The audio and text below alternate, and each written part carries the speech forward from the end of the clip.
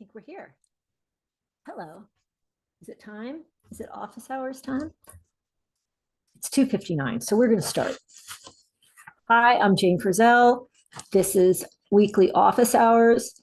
It's really meant for the people that are in our program, but it's shared publicly in case other people want to find out what's happening. And today I have a couple questions that I'm going to answer that were emailed in. So I'm just going to dive in. Here's the first one. Regarding hand position, why is it important for our thumbs to be up? Okay, that's a very good question. You may not like my first answer. My first answer is because they told us so. Every single riding master in history told us that, well, we can't really demonstrate the hand position. The thumb is on top. The thumb is on top of the hollow fist. And the reason why is because then now, the thumb is on top because the straight line elbow to bit is then more ideal. And these two bones in the forearm, if the hand is tilted or the wrist is askew, the way that we see in like the hideous faults of the hand, which are, right now I am in the thing, like puppy paws or doing weird crap. Ugh. The fist is hollow, I'm trying to get to the right level here, and the thumb is on top, and it is within the straight line elbow to bit. So I should have won. I didn't realize I would show you guys this. And really watch where you're riding and notice who actually has a straight line elbow to bit. So the bones of the forearm, if the thumb is not on top, it tells us that these bones of the forearm are twirling around each other, either from the hand being like this or rolled over the other way. The thumb is on top because it is following the straight line elbow to bit, and that within that structure, there are no bones impinging on each other. And the reason why this is important is because this one's nicer. This thing's in their mouth, okay? So it has to be a very smooth, soft connection through the straight line elbow to bit, which the hand is a component of. The hand is in no other location except the straight line elbow to bit. The thumb being on top. The first reason why is because they told us. They told us to do that. The physical, biomechanical, whatever reason for people that want explanation is because it keeps the bones of that structure, straight line elbow to bit, are then unimpinged. But I want you to think about, so here's the bit, right? I don't know if I'm going to be able to really demonstrate. So it sits in the horse's mouth, come saw, right? And these are going back to whatever ring. Oh, these are all sticky. So let's see. So the bit is come saw, and the ring is facing, the bit is soft, spread in the mouth. The ring is facing toward the rider's hand, and the rein is attached to the ring, and the rein is flat. If my hand is any other position other than holding my rein, how can I demonstrate this? I have to snap up. I'm holding my rein properly with my thumb on top.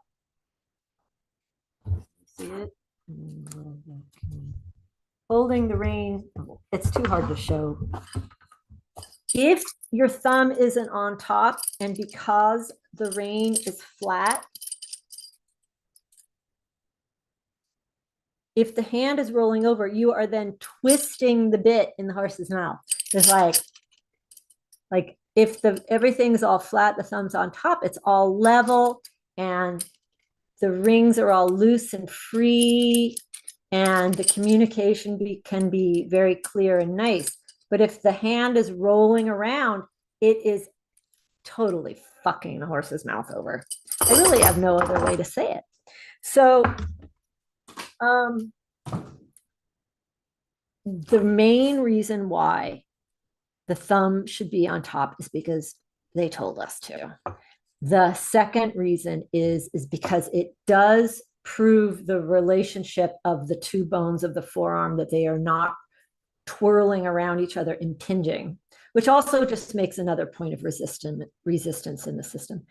And my reason is because reins are flat, and if your hand isn't positioned properly, which means the thumb will be on top, you are twisting the bit in its mouth, which you can, very good contact is a sensitive and delicate enough thing to learn without adding problems. Like if the bit's just sitting there nice and it's all free and level and everything, and the horse's mouth knows to be loose, you still have to learn to communicate through the bit, right? But if if it's all like this, I think you have the answer now. Okay.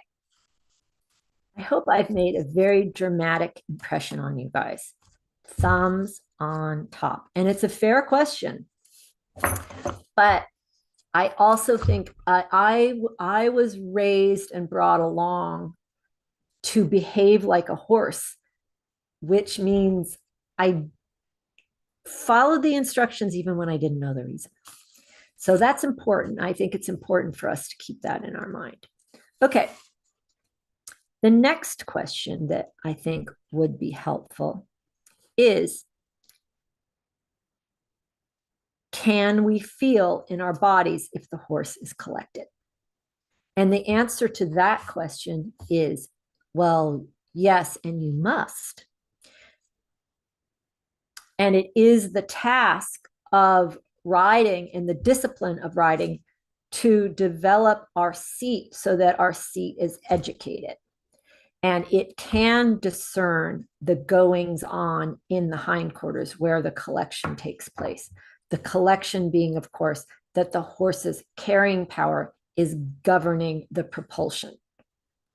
And the more perfectly and precisely the carrying power governs the propulsive force, that is the degree of collection.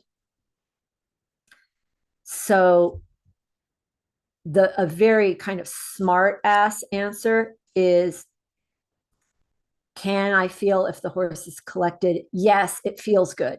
When the horse starts carrying more than it's pushing, it immediately will feel more comfortable. The whole horse's physiology will be different. And that's when you go, oh yeah, that feels good. And at first, I don't think a rider really needs to know any more than that. Yeah, that feels good. I like that. And the horses like it too. Like both parties are going to agree, this feels good. This makes sense. As the rider's seat becomes more educated, though, even though we don't say this out loud, because it's really the major called it bun management. It's my base of support, my buns, discerning and managing the buns of a horse. As my seat becomes more educated and experienced, I can feel if it's about to be too much pushing, or if he's about to blow through his engagement or shirk his load bearing responsibility. And I can usually even feel it before he actually makes the decision to do it. Like when he's just preparing to shirk his responsibility, my seat can discern that. And that is part of the educated seat, that it literally becomes like the tissue of the seat everywhere that there's leather on full seat breeches, which so that includes all the back of our thigh and where we actually are sitting, but we also are sitting on our thighs, the backs of our thighs, not the inside strip of our thighs, the backs of our thighs. All of that becomes very sensitive and soft is and is as if it's sort of brain tissue, or like the nerves in it become discerning and they can feel what's going on. And Steinbrecht said it so well. He said that it becomes as the pads of Louis Braille's fingertips. So I'm sorry, I don't know if I'm supposed to be looking there or there. So when my seat is soft and spread and just acting as it should, as a symmetrical, balanced, soft sitting, yes, it definitely can feel if the horse is collected. And a normal person who doesn't ride that much would also be able to tell, because it's soft and it feels good. When a horse is pushing more than it's carrying, its hind quarter bones and the lower legs are more straight. So it's more jolty and earthquake-ish and terrible. But when a horse is collected, the joints become more involved, especially the larger joints, and the entire experience softens. You know, I think that's a lot of information right there. I do recommend that